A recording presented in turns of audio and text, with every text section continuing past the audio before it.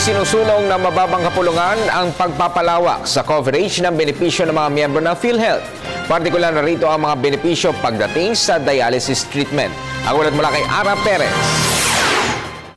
Isinusulong ngayon sa Kamara ang mas malawak na dialysis treatment coverage para sa mga pasyenteng miyembro ng PhilHealth.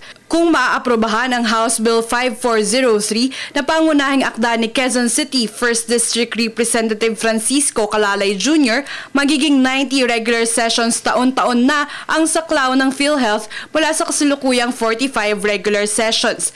Layon nito na mas maalalayan ang mga pasyente at maibsan ang pinansyal na pangangailangan ng mga may kidney failure.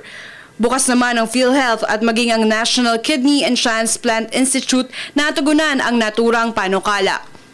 I think policy changes within PhilHealth is critical so that we find a middle ground between the reality you had proposed and the needs of patients suffering from kidney failure.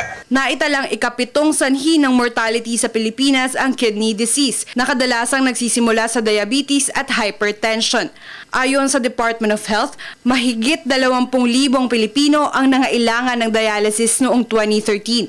Ito ay inaasahang tataas pa ng 10 hanggang 15% taon-taon. Para sa Telebisyon ng Bayan, Ara Perez.